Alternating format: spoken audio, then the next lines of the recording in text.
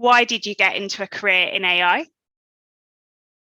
When I was a bit younger, we were kind of looking where to go. I think, I studied in Switzerland, and when you're pretty young, they ask you where you want to go, and you can see a counselor which will tell you what kind of guideline you could follow if you want to go in a given career. So, maybe they asked me a bit too young, because at the time I was mainly interested into stuff like video games and others. So they would say, oh, we have video game, you can be a computer programmer, so you should go to an engineering school eventually.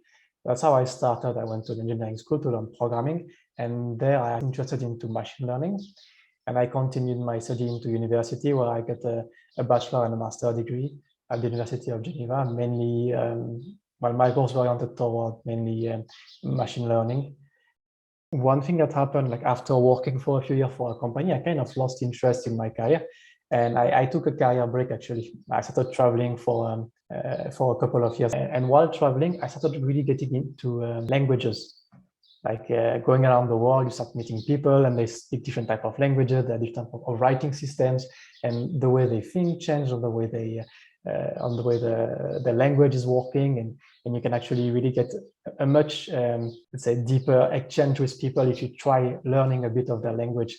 You end up in places you wouldn't have thought of. You make friends everywhere, I think, and it really got me into linguistics and languages, which really reoriented my career toward natural language processing. Once I finished traveling, I spent a few months forming myself again. So I caught up with state of the art, went back into deep learning, and especially natural language processing. And I think that's really what was a turning point on my career and what brought me back to that. This goes back down to my childhood in a way. I have always been interested in science, always been interested in technology. That sounds like a rather cheesy sort of thing, but it's true. I mean, I was given a computer back when I was about 10 as a game. Got really interested in how it worked and down into the details. And you basically took off from there. I got my BEng from Newcastle. I was then offered a PhD. It became more and more exciting by the day, effectively. And it was a natural progression to basically continue in that direction. Obviously, moving from academia, where it was very much a matter of looking at everything was cutting edge, everything was really exciting, to industry was a bit of a change. And there have been times when you do start questioning whether it's whether you're doing it for the research aspect, or you're doing it for the excitement, or whether you're doing it because of something else, if you like. I have found that industry, every industry, basically goes up and down. There's excitement. There's also lots of hard work that needs to happen, but no more than anything else. It's really down to this. Why do I continue doing it? There's always something to learn. There's always something else. Science and technology is really an exploration of our place in nature, if you want to go in that direction. And it's really understanding more and more how things work. And maybe one thing that people don't realize is that it's an incredibly creative endeavor. It's often portrayed as a very dry sort of work, but it's really not true. There's a lot of creativity involved. There's a lot, especially in the kind of work that I do, which is very much on the architectural side.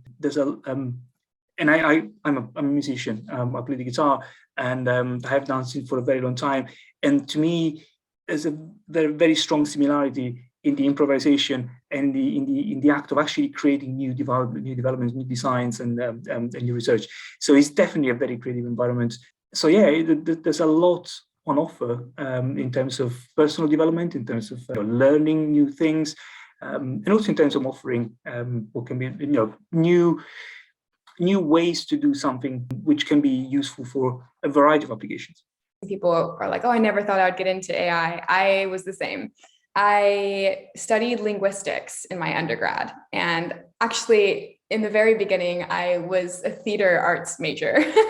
So AI was never really in the picture for me at all, to be honest, but I knew I loved language. I loved reading. I loved learning languages. I studied Spanish for years, and I ended up taking a linguistics class in my undergrad, and I fell in love. I was like, okay, no, that's what I want to do. I want to study linguistics.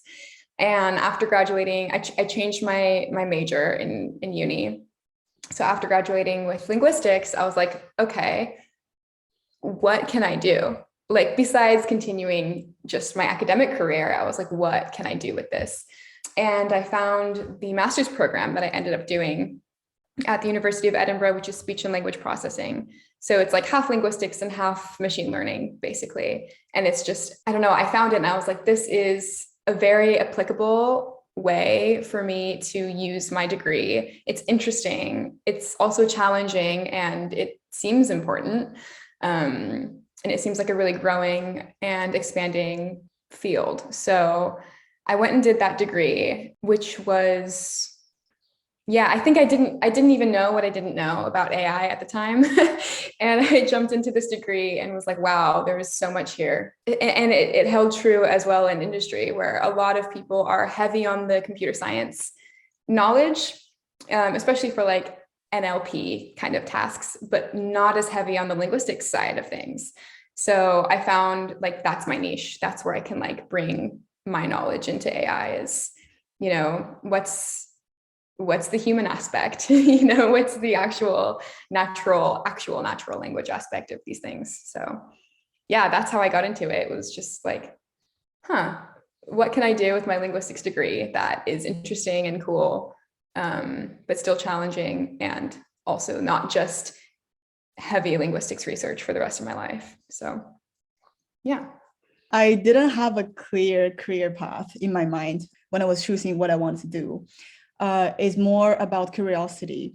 Back when I was in my bachelor's degree, machine learning was just becoming a hot field, open to public, and I was just curious to see how it's like. What is it about? What can it do? So I started taking courses in a university, and then after taking a few courses, I feel like, oh, this is interesting. I think it really suits how my brain works. As in, I like to ask lots of questions. And in machine learning, there are lots of questions to be asked. So I thought, okay, this looks like something that I can do and I will be interested in. So then I started, basically I started my first job in doing a data scientist kind of work. And then as I worked, it became more confident in myself that, okay, I think this is a path for me. So the beginning, I think it was kind of just coincidence and just driven by curiosity. And then along the way, I started to become more confident in this path. I actually went to study physics and optics, and it so happened that I went to study abroad to study this program, and the whole department got shut down, and I had no other choice than to find out what is the best department left after the optics department closed. And the best department happened to be signal processing, which was trying to identify statistical patterns in things. And it's closely related to AI. So I ended up taking it up because that was the best choice available at that time. And yeah, I am actually quite grateful for that circumstances.